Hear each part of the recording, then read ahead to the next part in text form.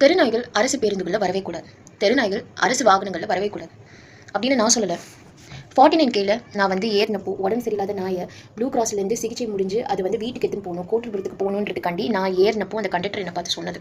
Chellammal college bus ஸ்டாப்பில் அந்த conductor என்னென்ன என்னை பார்த்து சொன்னாருன்றதை நான் சொல்கிறேன். முதல் விஷயம், எதுக்கு நீங்கள் நாய்கள்லாம் ஏற்றுறீங்க, நாய்கள்லாம் ஏற்றுறதுக்கு அனுமதியே கிடையாது அப்படின்னு அவர் சொன்னார். ரெண்டாவது விஷயம், உங்களை யார் கேட்பா, என்ன தான் கேட்பாங்க, இந்த மாதிரி நாயெல்லாம் அனுமதிக்கிறீங்களே, என்ன சொல்கிறது, என்னை பார்த்து தான் திட்டுவாங்க. மூணாவது விஷயம், நாய்களெல்லாம் வந்து அரசு வாகனங்களில் அனுமதி கிடையாது, அவங்கள பஸ்ஸில் தான் ஆட்டோவில் தான் கூட்டிகிட்டு போகணும், டாக்ஸியில் தான் கூட்டிகிட்டு போகணும். நாலாவது விஷயம், இந்த நாயை பார்த்தாலே தெரியுது இது எவ்வளோ பயன்படுத்தும், இது எவ்வளோ காயப்படுத்தும், இது எவ்வளோ அச்சுறுத்தல் அப்படின்னு என்ன சொல்கிறது, அச்சுறுத்தும் அப்படின்னு சொல்லி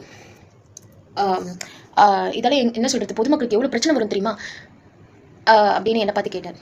இப்போ நான் என்ன அவரை பார்த்து கேட்டேன்னு நான் சொல்கிறேன். என்னென்னா, நான் என்ன சொன்னேன்னா, உடம்பு சரியில்லாத நாய்ங்க, இதால் நடக்கவே முடியாது, இது அமைதியாக என் மேலே தான் பார்த்துட்ருக்கு, இது எதுவுமே பண்ணது, நான் பார்த்துக்கிறேன், நான் கூட இருக்கேன், நான் இல்லாத போதான் பிரச்சனை, நான் இருக்கேன் அப்படின்னு அவருக்கு நான் நம்பிக்கை கொடுத்தேன்.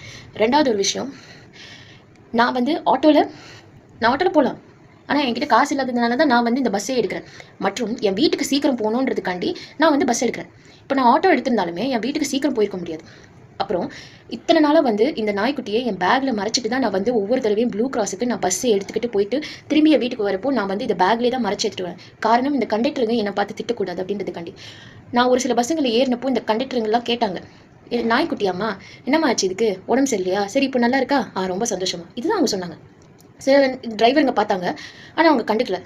சரி நாய்க்குட்டி தானே அப்படின்னு சொல்லி அப்படி கண்டுக்கல. ஆனால் இந்த கண்டக்டர் மட்டும்தான் அப்படி சொன்னேன். இந்த கண்டக்டர் மட்டும்தான் என்னை பார்த்து அப்படி திட்டினார். அதுவும் இந்த 5 நாள் சிகிச்சைக்கு அப்புறமேட்டு சீர்கட்டி சிகிச்சை, அப்புறம் வயிற்று புழு இருந்த சிகிச்சை, அதுக்கான சிகிச்சைக்காண்டி போய்கிட்டு இருந்தேன்.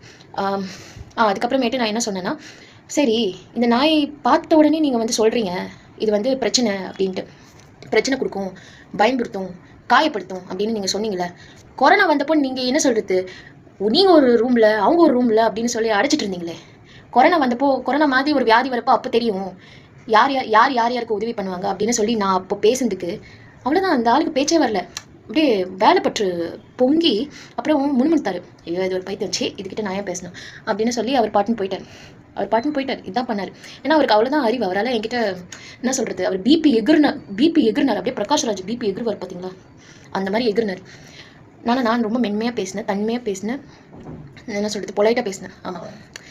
ஸோ அதுக்கப்புறமேட்டு என்னாச்சுன்னா, நான் வந்து இந்த சிசிடிவி கேமராவை தயவுசெய்து சென்னை கார்ப்பரேஷன் நாதாரி நீ பாடுறா முதல்ல, அந்த தெருநாய்க்குட்டி என்ன பண்ணுச்சுன்னு அரசாங்கமே நேரம் இருந்தால் இந்த பஸ் நம்பரில் இருக்கிற சிசிடிவி கேமராவை நல்லா பாருங்கள். இந்த நாய்க்குட்டி எதுவுமே பண்ணல, அமைதியாக என் மேலே பார்த்துட்டு இருந்துச்சு, என் மேலே பார்த்துட்டே தான் இருந்துச்சு.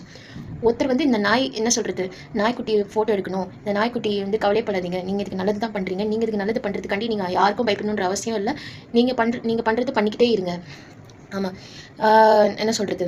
அதுக்கப்புறமேட்டு ஒரு சில மக்கள்லாம் எப்படின்னா, ஹை நாய்க்குட்டி அப்படின்னு என்ன சொல்கிறது, ரொம்ப சந்தோஷத்தில் சிரித்து இதை பார்த்த உடனே அவங்களுக்கு என்ன உடல் சோர்வு இருந்திருக்குமோ, அவங்களுக்கு என்ன மன கஷ்டம் இருந்திருக்குமோ, அவங்களுக்கு என்ன பிரச்சனை இருந்திருக்குமோ, அதெல்லாம் எனக்கு தெரியல. ஆனால் அதை பார்த்த உடனே அவங்க மனசில் ஒரு புன்சிரிப்பு சிரிச்சாங்க பார்த்தீங்களா, அதில் கோடி ரூபாய் கொத்த கூட வாங்க முடியாது.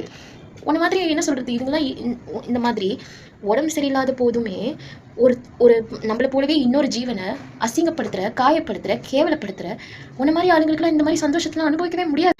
ஆமாம், இதே வந்து ஒரு கர்ப்பிணி பெண் இருக்காங்கன்னு வச்சுக்கோ, தரமா ஒரு சீட்டு கொடுமா, பாவமா கர்ப்பிணி பெண்மா, அப்புறம் இந்த கர்ப்பிணி பெண்ணுக்கு ஒரு பிரசவ வலி வந்துருச்சுன்னு வச்சுக்கோங்களேன், அப்படியே பாஞ்சுக்கிட்டு ஓட்டுவாங்க அப்படியே கவர்மெண்ட் ஹாஸ்பிட்டலுக்கு.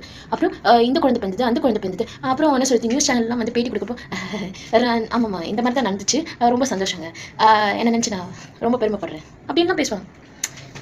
மனுஷங்களுக்கு உதவி பண்ணால் இவங்களுக்குலாம் அப்படி பேச்சு வரும், திருநாய்களுக்கு உதவி பண்ணுறவங்களை பார்த்தா இப்படி பேச்சு வருது. இதில் பொதுமக்களை ஐயா என்னம்மா இதெல்லாம் கூட்டின்னு வருது சனியா, அதுக்கப்புறமேட்டு குழந்தைங்களாம் வச்சுனுங்கிறோமா. ஆமாம், இந்த என்ன சொல்கிறது, அந்த பஸ்ஸில் எவன் கிரிமினல்னு தெரியாது, எவன் பொறுக்கின்னு தெரியாது.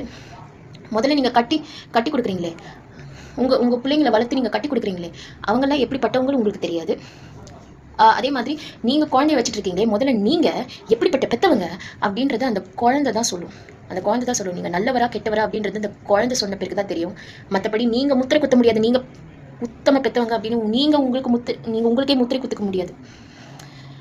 அப்புறம் ஃபார்ம் ஃபில்அப்லாம் பண்ணுறப்போ எப்படி உங்களுக்குலாம் இந்தியர்னு எழுத தோணுது, எப்படி உங்களுக்குலாம் வெளிநாட்டுக்கு போனால் நான் ஒரு இந்தியர் அப்படின்னு அறிமுகப்படுத்திக்க தோணுது, சொந்த நாட்டிலே நீங்களாம் ஒருத்தர் இன்னொருத்தங்களுக்கு கிரிமினலாக இருக்கிறப்போ எப்படிடா நீங்களாம் வந்து இந்தியன் பேசிட்டு வந்து விவசாயம் அழியும் போது போர்க்களம் வரும்போது அன்னைக்கு தெரியும் நம்ம நாடு இருக்குமா இருக்காதா, சோ கால்டு இந்தியர்கள் இருப்போமா இருக்க மாட்டோமா அப்படின்னு. அது வரைக்கும் நீங்கள் ஜாலியாக வாழுங்க. ஏன்னா எதிர்காலத்தில் நீங்கள் ரொம்ப அவஸ்தைப்பட போறீங்க. புண்ணியம் செஞ்சவங்கலாம் கொஞ்சமாச்சும் வந்து நல்லா இருப்பாங்க கஷ்டமான காலத்துலேயும். ஆனால் நீங்களாம் உங்கள் பணத்தை தான் பார்த்து சிரிக்க போகிறோம். அந்த நாள் வரும். நன்றி.